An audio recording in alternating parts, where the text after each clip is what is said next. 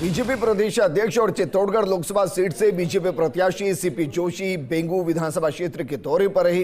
CP Joshi ने अपने चुनावी दौरे के दौरान गोपालपुरा, राजगढ़, इटावा, दुगार सहित करीब 24 से ज्यादा गांव में जनसंपर्क किया और मतदाताओं से जीत का आशीर्वाद लिया।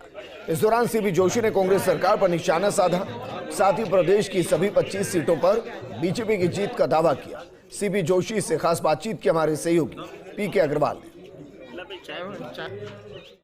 भाजपा प्रदेश अध्यक्ष सीपी जोशी इन दिनों बेगू विधानसभा क्षेत्र के दौरे पर जनसंपर्क कर रहे हैं, क्योंकि वो चित्तौड़गढ़ लोकसभा से प्रत्याशी भी हैं। जानने की कोशिश करेंगे जिस तरह से जनसंपर्क में समर्थन मिल रहा है, कैसे देखते हैं आप इसे? देखिए, नरेंद्र मोदी जी फिर से देश के प्रधानमंत्री बने और जिस प्रकार का गांव ढाणी जाने पर जिस प्रकार का स्नेह समर्थन मिल रहा है, वो इस बात का द्योतक है कि पिछले 10 वर्षों में हर क्षेत्र में जो काम हुआ है वो अकल्पनीय है।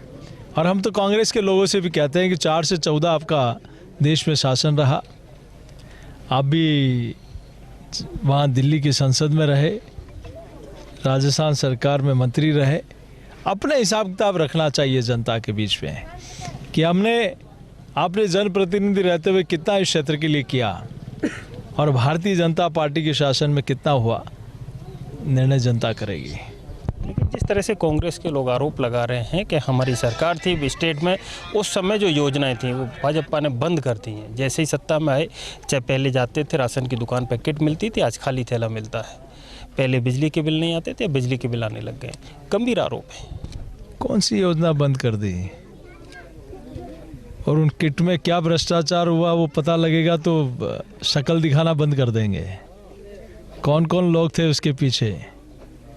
लेकिन आज भारतीय जनता पार्टी की सरकार बनने के बाद देखिए, कांग्रेस की सरकार में अंतिम 5 महीनों में कहा कि हम 500 रुपये में सिलेंडर देंगे गैस का। अंतिम 5 महीनों में जब चुनाव सर पे थे, और भाजपा की सरकार में पहले 30 दिन में कहा कि हम 450 रुपये में गैस का सिलेंडर देंगे। हमारे मैनिफेस्टो में था, वो करके दिखाया। हमने पहले ही पेंशन को बढ़ोतरी करके हमारी जो मैनिफेस्टो में था उसको बढ़ा दिया। एमएसपी में गेहूं के ऊपर जो हमने जो प्रॉमिस किया था वो बढ़ा दिया।